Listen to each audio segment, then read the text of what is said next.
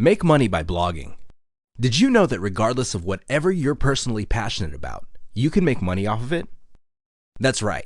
By simply writing about it and sharing certain key pieces of information about subjects you're passionate about, you can make quite a bit of money. The best part to making money through blogging is that it's completely passive. That's right. You only need to publish once, but you can make money many times over from the stuff that you've published a long time ago. As long as people are able to find those materials on the internet and they click on ads, join your mailing list, or buy stuff through the links you placed in your blog, you will make money. You can't say the same for freelancing or other active ways of making money online. This is why a lot of people are drawn to making money through blogging. How to get started. The first thing that you need to understand about blogging for money is that not all niches pay the same. Keep that in mind. You may be all excited about kids' socks, but if there's not enough advertiser demand, or worse yet, consumer demand for kids' socks, you're not going to make much money. The long and short of making money by blogging is to pick the right niche. This means that you have to look for a niche that has a high enough consumer demand, decent commercial value, involves topics that you're personally passionate and knowledgeable enough, and can accommodate many different money-making methods. If all these factors are present in the niche that you selected, chances are quite good you would make money by blogging. The pros of making money through blogging. The big advantage of making money through blogging is that it's passive. You only need to write when you have the time, and you can make money off not only that post, but also on previous posts that you've published.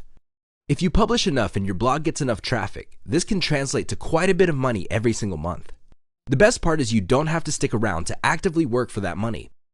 The past work that you did continues to produce cash as long as people visit your website and click on links.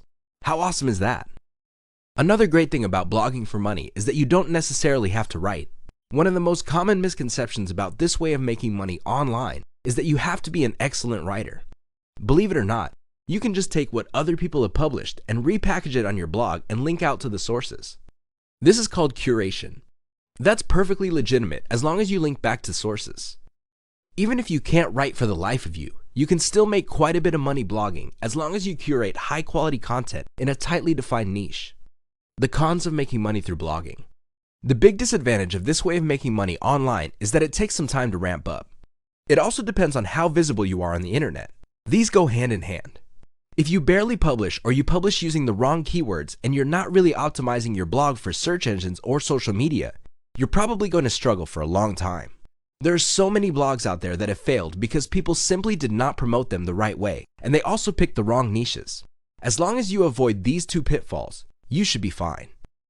Make money with YouTube affiliate marketing. YouTube is one of the top traffic websites on the internet. It is constantly on the top 5 of the most popular online destinations. This should not be a big mystery because a lot of people go to YouTube to upload or watch videos about all sorts of subjects. The subjects range from basket weaving to learning how to build a house to the latest music videos, as well as political commentary. You can pretty much find all these materials and more on YouTube. Not surprisingly, it gets a huge amount of traffic that tends to circulate within the website. This is what makes it a traffic goldmine. It doesn't just attract traffic to specific videos. People also click on recommended videos, as well as look for videos that fit their interests. This is where you come in.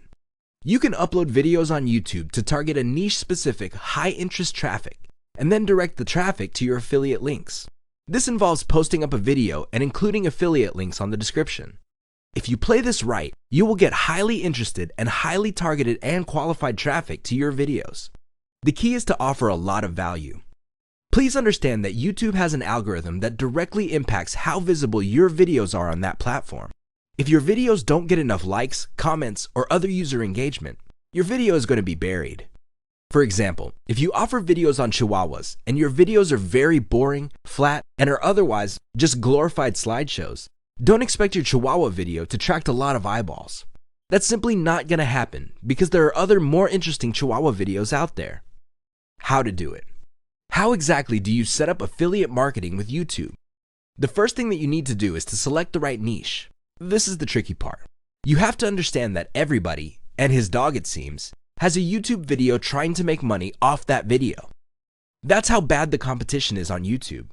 If you are clueless regarding this fact, you're probably going to set up the wrong channel. There'll be too much company, and you're going to fail. The key here is to find a niche that has decent search volume according to Google Keyword Planner tool. Use that tool to find keywords that get decent monthly searches. Chances are the people that are plugging these keywords into Google's search engine are also looking for videos on these topics on YouTube. Once you find topics with a decent search volume, the next step is to look at how competitive they are on YouTube. If it turns out that the niche you had your eye on already has thousands of videos on YouTube, you're probably not going to do all that well if you try to target that niche. Look for something that has a lower level of competition. Finally, your niche has to have affiliate programs offering all sorts of offers for that niche. It doesn't really help you if you find a niche that has decent search volume and a manageable competition on YouTube, but nobody's offering any affiliate products for it. There's nothing for you to advertise on your channel. You need to nail all these three factors down. Once you get a clear idea, you then look for existing video as well as text content in your niche. Find out what they all have in common and come up with a video that blows away the competition. Maybe your videos could be longer. Maybe your videos would have a higher production quality. Maybe you have better descriptions. Whatever the case may be, your material must blow away the competition. There must be a good reason for people to check out your videos instead of your competitors. Once you've created such a video, you upload it to YouTube and you then target specific keywords in the title of your video, the file name, as well as the description. In your description, include a link to either the affiliate product you're offering, or better yet, your mailing list squeeze page. Give people an incentive to click on the link. Maybe they can get a free booklet of some sort or a free video course in exchange for their email. Once you have their email on your mailing list, you can then send the affiliate marketing materials. The pros of YouTube affiliate marketing. The great thing about YouTube affiliate marketing is that video is very engaging. It is direct. You can communicate a lot more information through video than through the written work. Let's face it, people don't have very long attention spans. They want to get to the point quickly, and it's much easier to get and retain people's attentions through videos. You'll be able to persuade them better and build trust, which can lead to them clicking on the link in your video's description. The cons of YouTube affiliate marketing.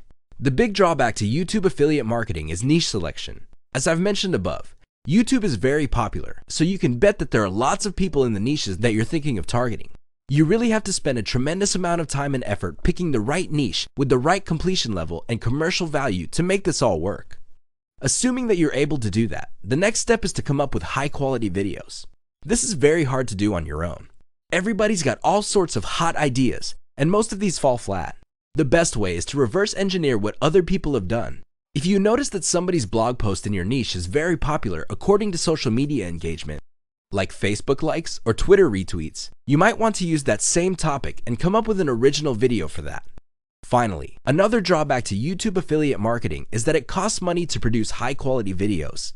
Thankfully, by using freelance platforms like Fiverr, you can drastically cut down on your production costs. It's still not going to be free, but you can at least manage your video production costs.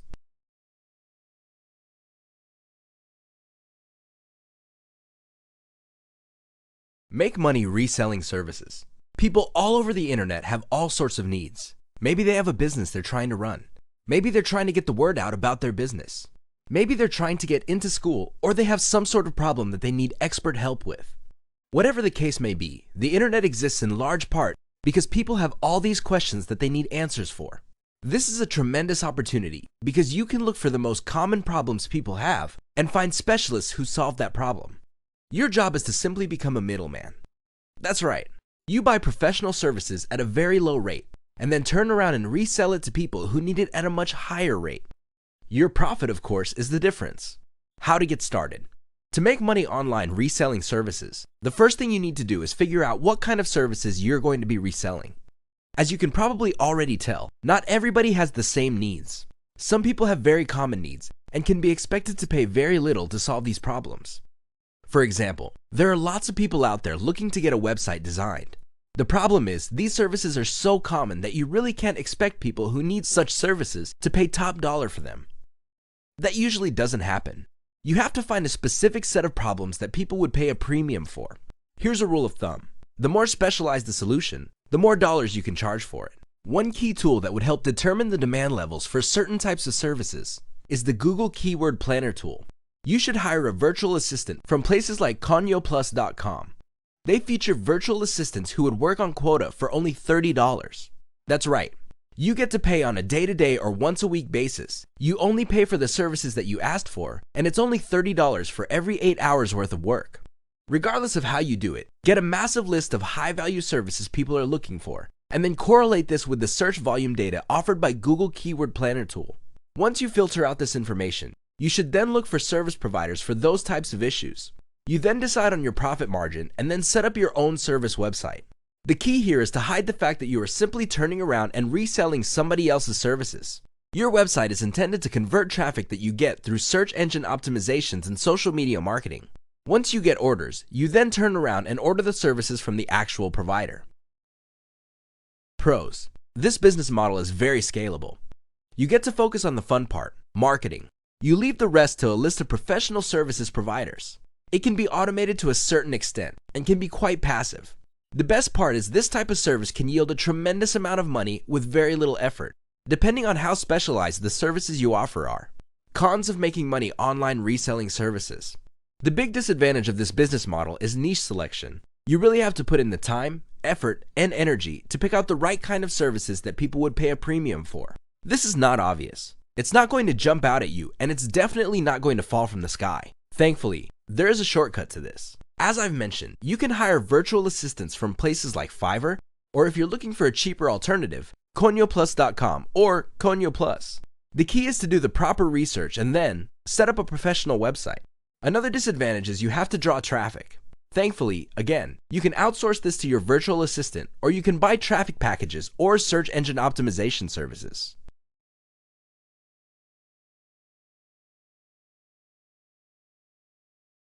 Make money with dropshipping. Have you ever wanted to sell stuff online like Amazon sellers? Have you ever wanted to set up your own online store? Chances are, if you're like most people looking to make money online, the idea has crossed your mind. However, just like with most people, what stopped you is the nightmare scenario of having to go to the warehouse and physically handling that inventory. Who needs that headache, right?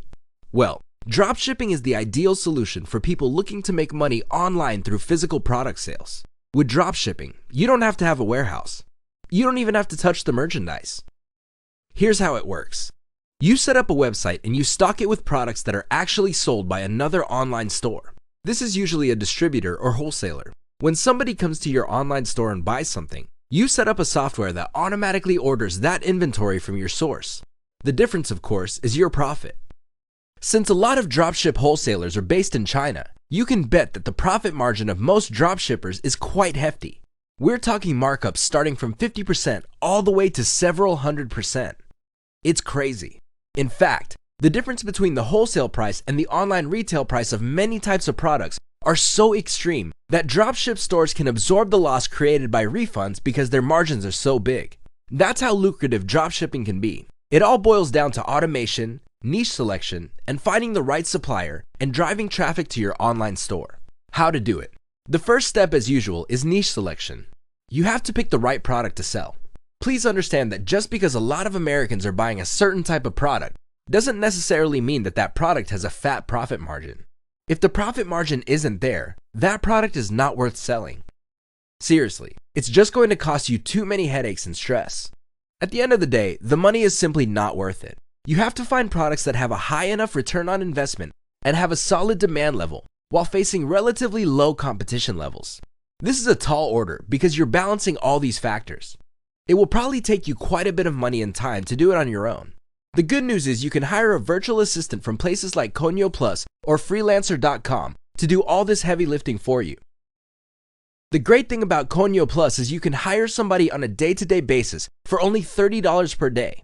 You can set a quota for that person to do the heavy data analysis of finding different products and cross-referencing them in terms of consumer demand and online competition. Once you've found the type of product you want to resell, the next step is to find suppliers for that product on AliExpress. The great thing about AliExpress is that you can set up software to take the orders that you get from the dropship store and relay it automatically to the AliExpress store.